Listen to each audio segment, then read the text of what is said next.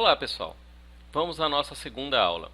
O assunto agora é farmacocinética, os processos de absorção frente às características físico-químicas dos fármacos, distribuição incluindo biodisponibilidade e excreção ou eliminação dos fármacos.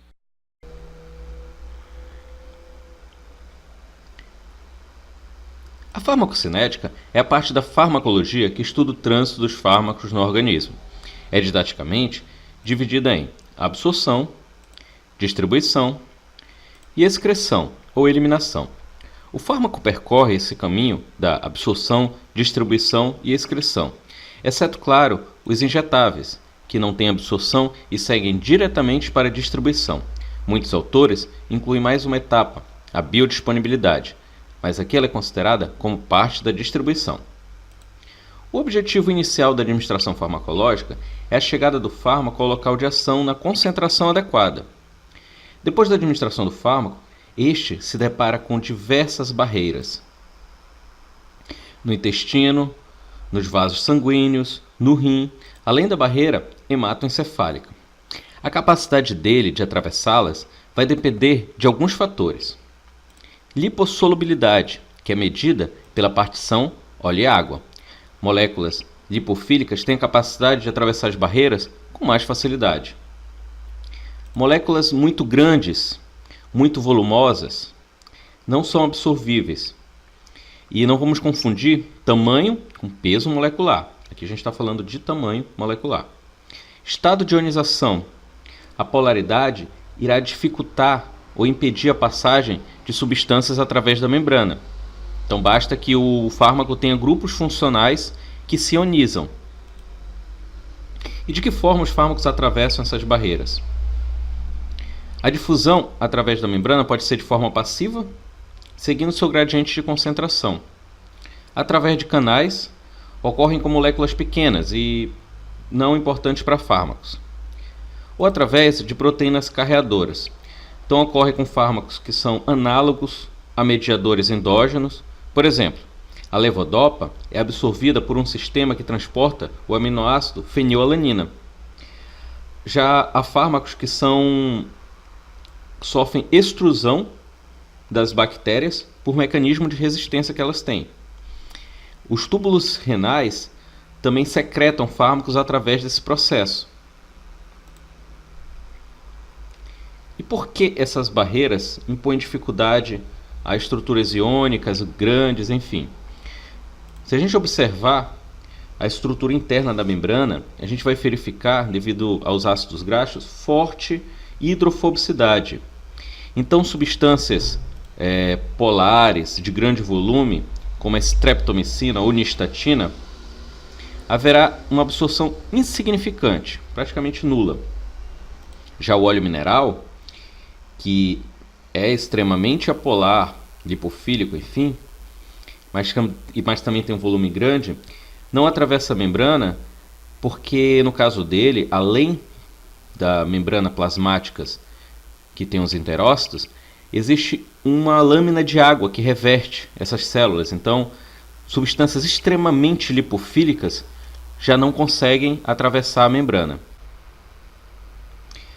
No outro caso, temos um composto menor e de pouca polaridade, ou seja, hidrofóbico. O fármaco atravessa então a membrana seguindo o seu gradiente de concentração. Tá? Mas um raciocínio será diferente quando a gente falar de fármacos ionizáveis. A gente deve lembrar que a maioria dos fármacos são ácidos ou bases fracas, ou tem grupos funcionais ácidos ou bases fracas. Eles são normalmente veiculados na forma de sal, então haverá em solução a forma ionizada e a não ionizada. Essas formas mantêm esse equilíbrio químico, que é definido por sua constante de dissociação Ka, da qual o cologaritmo dessa constante é o pKa. E segundo a equação de Henderson-Hausbach, podemos conhecer a razão entre a forma ionizada e a forma não ionizada. Por exemplo, qual das formas predomina em determinado compartimento? Vamos falar, por exemplo, do ácido barbitúrico, de pKa4, no intestino, de pH 8.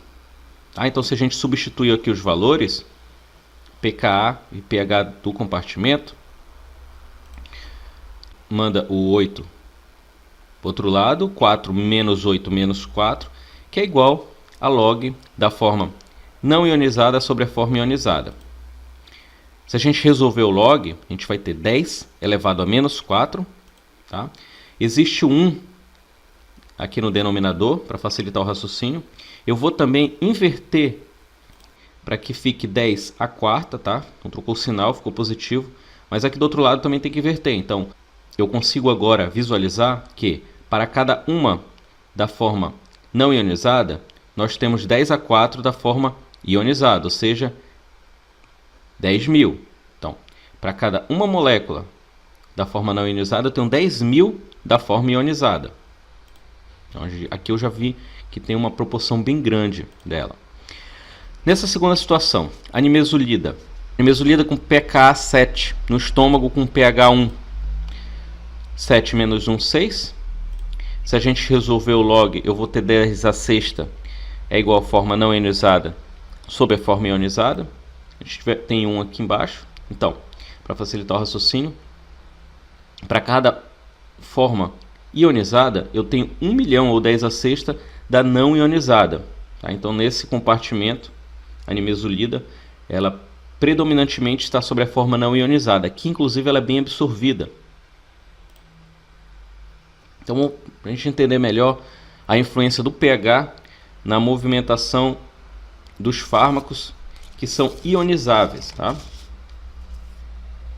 A figura representa do lado esquerdo a luz intestinal, que é o local de extensa absorção e local da absorção da maior parte das medicações.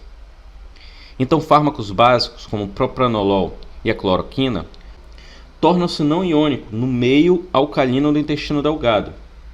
Como a forma não iônica é mais apolar, então ela atravessará as membranas fosfolipídicas com mais facilidade. Quando esse fármaco estava no estômago, predominava a forma ionizada, porque lá é mais ácido. Então, esse grupo amino secundário vai ficar protonado, tá? Vai ficar carregado. Portanto, praticamente ali ele não é absorvido. Essa situação em que um fármaco fica aprisionado por sua polaridade se dá o nome de aprisionamento iônico. Já nos rins, infecções ou alimentação pobre em carne pode elevar o pH e formar a urina alcalina. Então, na figura está representado os túbulos renais entre as membranas. Isso também altera o aprisionamento iônico ali nos túbulos renais. Vamos lembrar que caso o fármaco não esteja sendo reabsorvido, ele será excretado. Então, o fármaco ácido na urina alcalina perderá hidrogênio e o equilíbrio tenderá para a forma ionizada. Menos fármaco será reabsorvido, ou melhor, mais excretado, podendo inclusive atingir níveis subterapêuticos. Para finalizar essa questão do aprisionamento iônico, a parte interna do estômago está representada do lado esquerdo. O compartimento é ácido, então o fármaco ácido teria o equilíbrio deslocado para a forma não ionizada. Esta, por ser mais apolar, atravessaria a membrana com certa facilidade. Mas a maior parte da absorção não se dá no estômago, se dá no intestino, mesmo nesse caso. Porque, apesar de que no intestino ele estiver predominantemente na forma ionizada, a gente deve lembrar que o intestino ele é um tecido adaptado para absorção e tem uma extensa área com vilosidades e microvilosidades. Então, no saldo final, a proporção da fração que é absorvida no intestino é muito maior, mesmo nesse caso em que há uma facilitação por questões iônicas para que esse fármaco seja absorvido no estômago. Então, em resumo, nessa tabela temos as formas predominantes dos fármacos que serão definidas pela sua própria natureza, ou seja, pKa, e pelo pH do compartimento. Então, o fármaco ácido em compartimento básico estará na forma ionizada. Em compartimento ácido estará na forma não ionizada. Um fármaco básico em compartimento básico estará na forma não ionizada e no meio ácido na forma ionizada. É importante lembrar que regiões inflamadas têm um pH mais ácido por causa de acúmulo de ácido lático. Então, Por exemplo, fármacos como o piroxicam estarão no tecido inflamado na forma não ionizada. Agora é essencial que tenhamos uma visão global do processo de distribuição de um fármaco. Comecemos com um exemplo de um fármaco de uso oral. Após sua absorção, ele alcança a corrente sanguínea, mais precisamente no mesentério que forma o sistema porta-hepático. Então chega até o fígado. Normalmente os fármacos são biotransformados, formando seus metabólitos, que são mais propensos a serem excretados na urina. Mas há fármacos, como as quinolonas, que têm uma fração significativa excretada inalterada, diretamente na urina, onde pode ser útil para tratar infecções urinárias. A fração não biotransformada e não ligada às proteínas do plasma, como a albumina, ou ligada a tecidos, é chamada de forma livre. Esta, quando atravessa certas barreiras, atinge tecidos onde encontram seus receptores, para se ligarem e exercerem seus efeitos. Este local é chamado de biofase na farmacologia. Existem outras biofases, onde são gerados efeitos adversos dos fármacos. O fármaco também pode acumular-se em reservatórios. Por exemplo, fármacos lipossolúveis nos tecidos adiposos, onde acabam sendo liberados lentamente. Um número considerável de fármacos, os profármacos, precisam sofrer biotransformação de primeira passagem para estarem na sua forma ativa. Então, quais são os fatores que afetam a distribuição dos fármacos no organismo? Ligação às proteínas plasmáticas, a biotransformação, que é a transformação química que esses fármacos sofrem, o débito cardíaco, que é o volume de sangue ejetado pelo coração, que transporta o fármaco. Então ele também é importante. A perfusão é a capacidade que o sangue tem de adentrar em determinado órgão. Órgãos com grande perfusão, como rim, cérebro, fígado, recebem mais sangue e, consequentemente, mais fármacos. Há também diferenças individuais, por exemplo, idade, índice de gordura corporal. Desses fatores, vamos analisar alguns deles. O primeiro é a ligação do fármaco às proteínas encontradas no plasma. Essas proteínas estão contidas na circulação sanguínea em condições normais. Alguns fármacos, como omeprazol, fenilbutazona, furosemida, diazepam, amiodarona, hidrocortisona e salicilatos, nesses fármacos ocorre extensa ligação às proteínas plasmáticas, principalmente a albumina, porque ela se liga a ácidos fracos. Já a glicoproteína ácida se liga a compostos básicos como propranolol, quinidina, lidocaína. É importante lembrarmos que a albumina e outras proteínas plasmáticas podem estar diminuídas na cirrose hepática, em caso de desnutrição, de extensas queimaduras. Nessas situações, a forma livre do fármaco fica mais concentrada e possivelmente vai apresentar maior toxicidade, sendo necessário o ajuste da dose. Então, quando dois fármacos se ligam na mesma proteína plasmática, um pode deslocar o outro. Isso é um efeito bem importante. A fenilbutazona, por exemplo, desloca a varfarina dos seus locais de ligação na albumina, resultando em sangramento aumentado. Há fármacos que se ligam aos tecidos e podem ser deslocados da mesma maneira como o que acontece com as proteínas plasmáticas, que é o caso da digoxina. Mas para que possamos mensurar quanto do fármaco sai da corrente sanguínea em condições normais, há um outro parâmetro que a gente vai analisar agora. É o volume de distribuição aparente. Então, o que seria o volume de distribuição aparente? É o volume hipotético de líquido necessário para conter a quantidade total da droga no organismo na mesma concentração presente no plasma. Um conceito um pouco difícil de entender no início, mas a gente vai conseguir trabalhar melhor. Então, volume de distribuição definido aqui pela dose inicial do fármaco, dividido pela concentração que se encontra no plasma desse fármaco. Qual seria o volume necessário para que a gente consiga atingir essa mesma concentração? Aí existem fármacos com volume de distribuição extremamente pequenos, como a aspirina, 0,14 litros. Já a dipirona tem um volume semelhante ao conteúdo de líquido no nosso corpo, em torno de 40. Se distribui bem. Já a cloroquina tem um volume de distribuição de 15 mil litros. Então parece um absurdo, né? Ou fora da realidade. Mas a gente vai entender melhor esse conceito agora. Para facilitar o raciocínio, vamos exemplificar com um fármaco hipotético de 600 mg, que após a administração, a dosagem no sangue revelou uma concentração desse fármaco de 120 mg por litro. Aplicando a fórmula do volume de distribuição, 600 por 120, chegamos a 5 litros. Ou seja, precisaríamos, hipoteticamente, de 5 litros de água destilada para diluir esses 600 mg do comprimido e alcançar 120 mg por litro.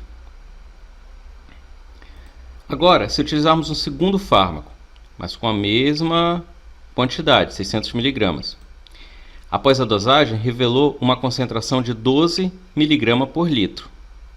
Se a gente fizer os cálculos, vamos chegar a 50 litros. Parece muito. Ou seja, precisaríamos de um volume 10 vezes maior de água destilada para alcançar essa concentração plasmática. Isso acontece porque o segundo fármaco difundiu-se facilmente pelos tecidos e a concentração dele no plasma foi reduzida. Vamos lembrar que os fármacos que fazem isso com facilidade são os lipossolúveis, porque atravessam as membranas mais rápido. Portanto, é seguro falar que quanto maior a lipossolubilidade, maior o volume de distribuição. No exemplo, o segundo fármaco é mais lipossolúvel que o primeiro. Há fatores que alteram esses valores. Quando a circulação está prejudicada na insuficiência cardíaca, por exemplo, e diferenças individuais, como idade, sexo e peso, alteram os valores do volume de distribuição dos fármacos. Agora, um novo conceito bem importante em farmacocinética, a meia-vida plasmática ou T-meio. Nesse gráfico, temos a representação da depleção de um fármaco provavelmente injetável.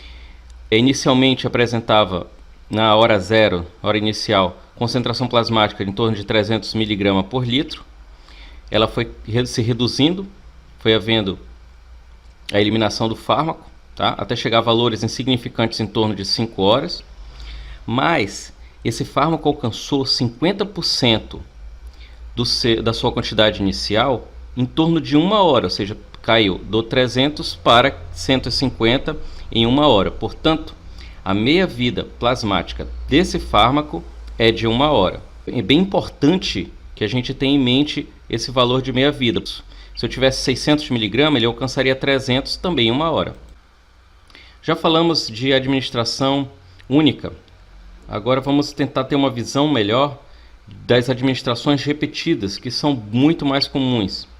O gráfico mostra a variação da concentração plasmática pelo tempo, em repetidas doses de um esquema posológico.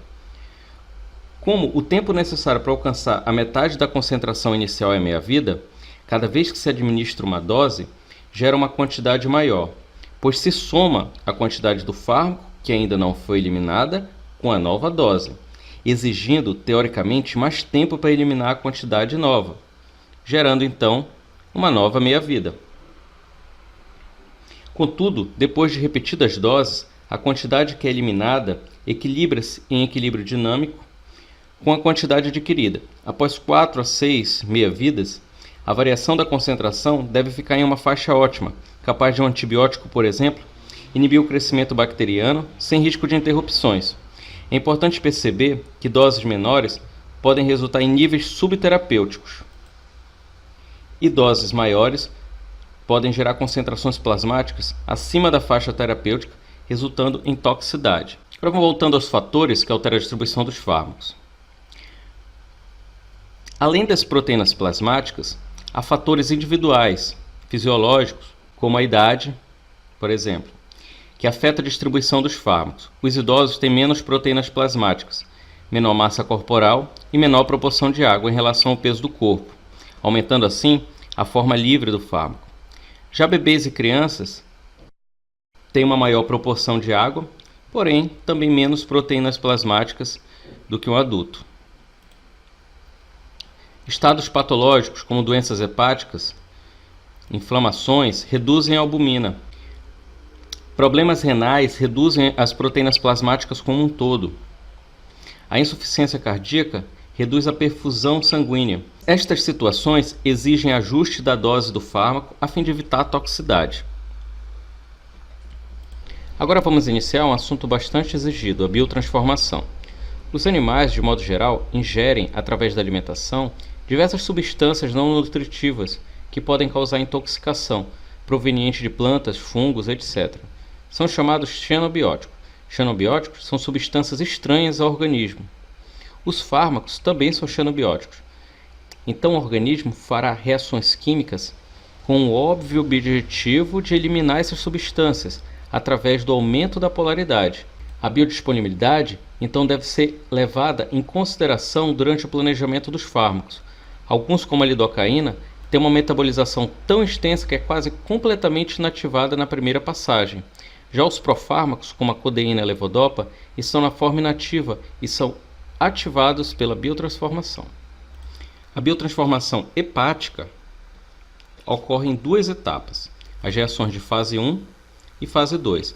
Na fase 1 ocorrem reações de catabolismo, realizada por uma família de enzimas, chamadas de enzima monooxigenase P450. São reações de hidrólise, oxidação, desaminação, etc. O objetivo é aumentar a polaridade e facilitar a excreção, ou inserir grupos reativos, como o grupo hidroxila, que prepara a molécula para reações de fase 2. Essa primeira etapa pode aumentar inclusive a toxicidade de alguns compostos e ativar os profármacos. A superfamília do citocromo P450 é representada por diversas isoformas, como a CYP1A2, a CYP2C19. Cada isoforma atua em substratos com certa seletividade, porque algumas formas oxidam os mesmos fármacos, mas em velocidade diferente. Sendo assim, pode haver prejuízo no metabolismo de um fármaco se eles competem pela mesma isoforma. Dentre as isoformas, a CYP2D6 e a CYP3A4 degradam quase que 50% dos fármacos. Há fármacos e alimentos que podem modular a ação do sistema P450 e de outras enzimas através da indução, ou seja, mais enzimas são sintetizadas, aumentando a degradação de outros fármacos. Exemplo de indutores, temos a carbamazepina e a fenitoína. Outros inibem a atividade enzimática.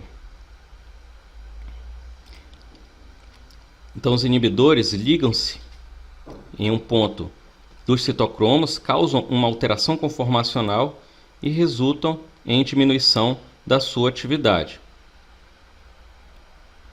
Se os efeitos tóxicos são causados pelo metabólito, então essa interação pode ser mais problemática. O consumo de álcool, por exemplo, induz enzimas da CYP responsáveis por formar o metabólito tóxico do paracetamol. O maior nível deste pode causar danos hepáticos e insuficiência hepática.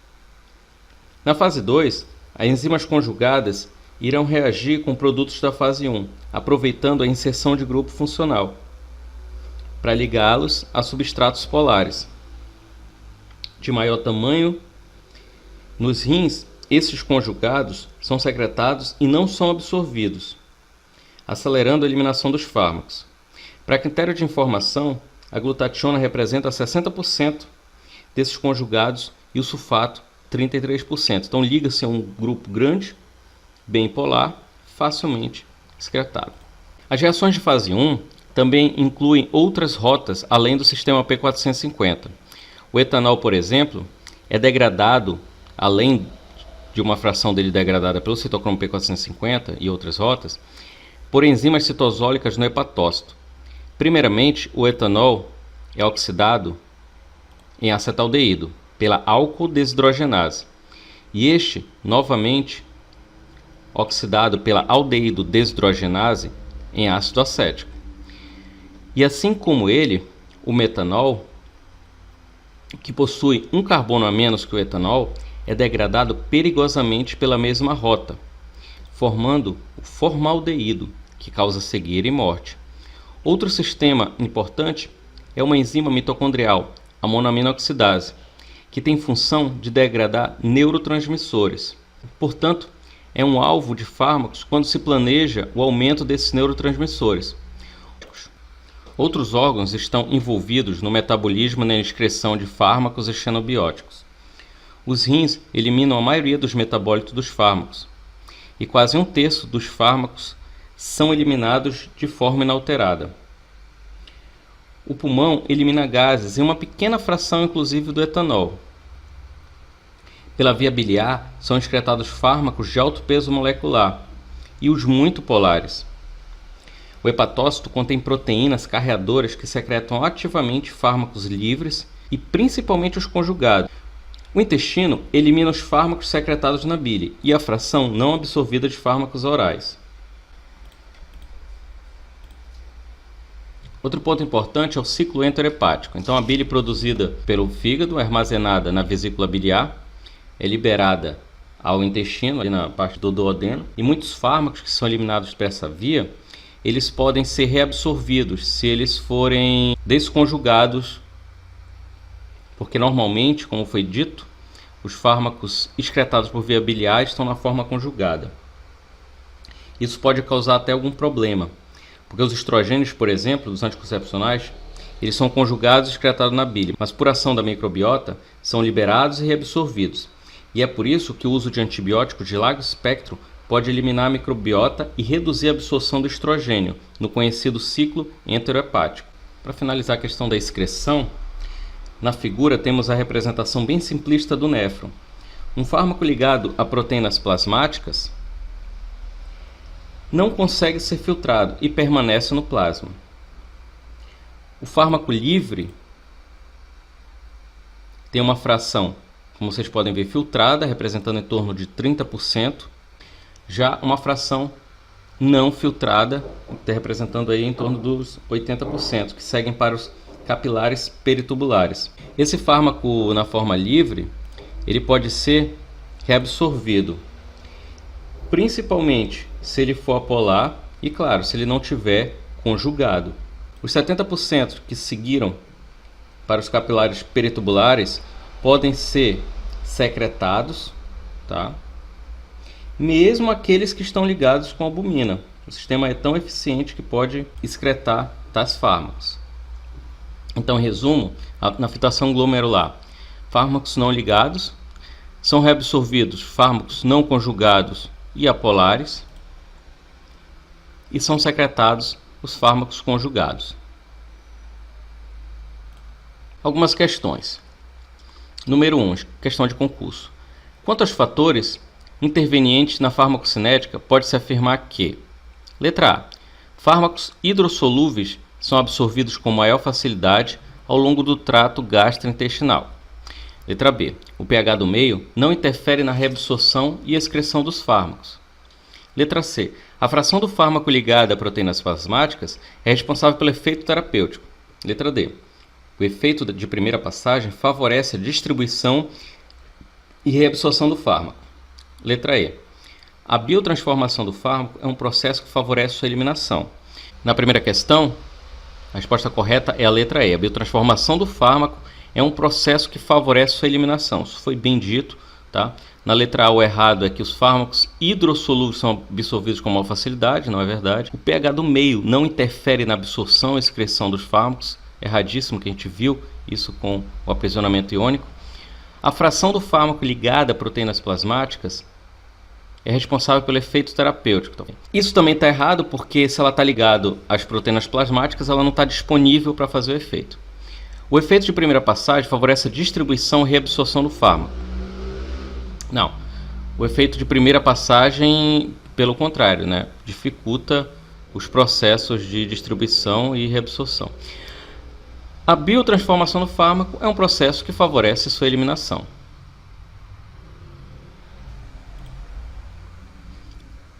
Qual compartimento um fármaco hipotético, ácido fraco de pK6, estará mais concentrado e a proporção das concentrações das suas formas ionizadas e não ionizadas? Dado estômago pH 3, o intestino com pH 6 e urina alcalina com pH 8.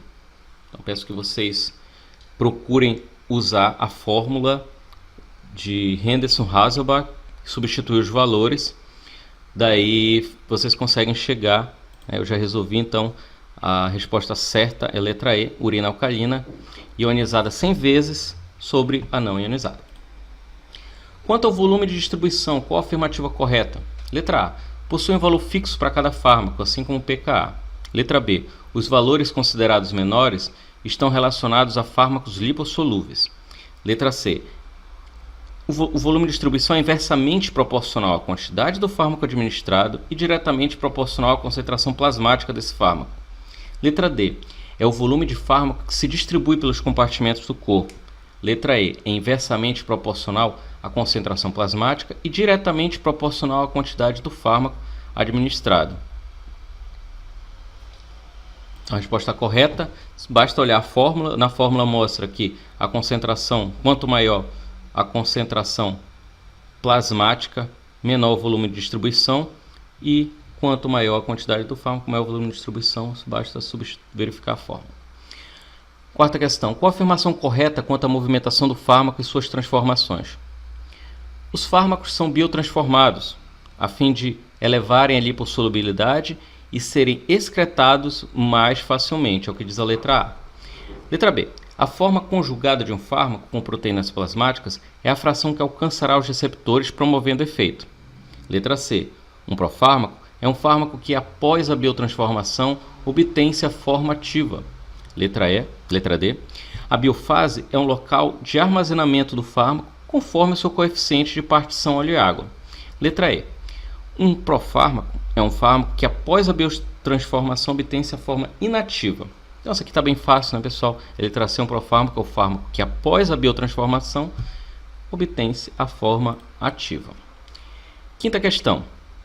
Sobre as etapas da biotransformação dos fármacos, é incorreto afirmar. Letra A. As reações de fase 1 ocorrem já no estômago, sob a ação da pepsina e ácido clorídrico. Letra B. As reações de fase 1 compreendem reações como oxidação, desaminação, hidrólise e outras a fim de preparar para as reações de fase 2. Letra C. Uma vez conjugado, os fármacos não exercem os efeitos e são excretados. Letra D.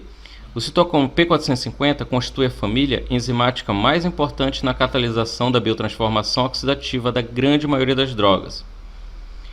Letra E. Determinados isoformas de citocromo P450 realizam biotransformação em determinados fármacos, mas podem ser inibidas ou induzidas alterando a biotransformação destes. Então, todas estão corretas, exceto a letra A. As reações de fase 1 ocorrem no estômago, não ocorrem no estômago e não tem nada a ver com pepsina e ácido clorídrico.